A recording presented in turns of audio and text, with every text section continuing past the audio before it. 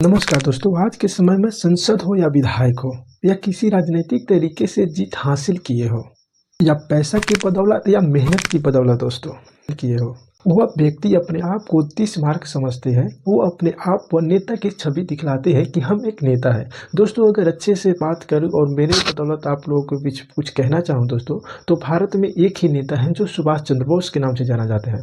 तो दोस्तों, आज हम बात करते हैं सुभाष चंद्र बोस के जीवनी के बारे में। तो दोस्तों, सुभाष चंद्र बोस एक छोटे घराने से आता है, छोटा परिवार में जन्म होता है। आइए उनके जीवनी के बारे में पूरी तरीके से जानते हैं। तो चलिए दोस्तों, आज हम ऐसे नेता के बारे में बात करने के लिए जा रहे हैं जो आप लोग सुनकर ही दंग रह जाएंगे। जी हाँ, सुभाष चंद्र बोस। आज हम सुभाष चंद्र बोस की जीवनी के बारे में सुभाष चंद्र बोस भारत स्वतंत्र सेनानी थे, राष्ट्रवादी नेता और आजादी की लड़ाई के सबसे साहसी व्यक्ति में से एक माने जाते थे, जिसका नाम सुभाष चंद्र बोस। तो दोस्तों, सुभाष चंद्र बोस का नाम नेताजी के नाम से भी सुभाष चंद्र बोस के कई नारा थे। तुम मुझे खून दो, मैं तुझे आजादी दूंगा, जय हिंद, उन्हीं का ही नारा है दोस्तों। तो सुभाष चंद्र बोस तो आज भी हर भारतीय को प्रेरित करता है सुभाष चंद्र बोस का वो नारा। जन्म 23 जनवरी 1897, जन्म स्थान कटक उड़ीसा में हुआ।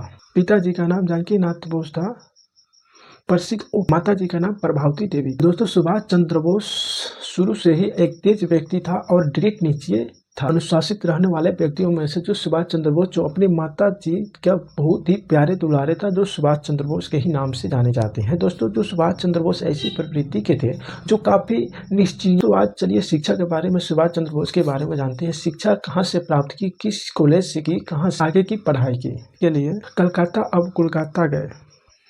1919 में ICS की परीक्षा में उत्तीर्ण हुए, जो बहुत कठिन ही मानी जाए। लेकिन दोस्तों, सोचने वाली ये बात है, सुभाष चंद्र बोस जब उस समय नौकरी की पास की तो उस समय अंग्रेजों के ही शासन में उनकी नौकरी प्राप्त की गई। लेकिन अंग्रेजों में नौकरियां लगने से उनको नौकरी अपने मर्जी से ही। तो दोस्तों, सुभाष चंद्र बोस बाद में कांग्रेस में शामिल हुए, महात्मा गांधी के विचारों से प्रभावित हुए। तो दोस्तों, कांग्रेस की भूमिका भी कई प्रकार की है, लेकिन समय के साथ उन्होंने 1930 में हरिपुरा कांग्रेस के अध्यक्ष बने। 1939 में भी दोबारा कांग्रेस के अध्यक्ष चुने। यह दिन फौज की स्थापना भी सुभाष चंद्र बोस ने ही की थी।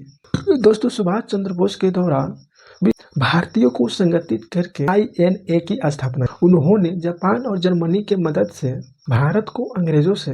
दोस्तों, तो उनका प्रसिद्ध नारा जय हिंद, तुम मुझे खून दो, मैं तुझे आजादी दूंगा। उसकी मृत्यु के बारे में अगर बात किया जाए दोस्तों, 18 अगस्त 1945 तत्कालीन फॉर्मोसा तथा विमान दुर्घटना में उनकी मृत्यु हो गई। उनकी मृत्यु बताई जाती है।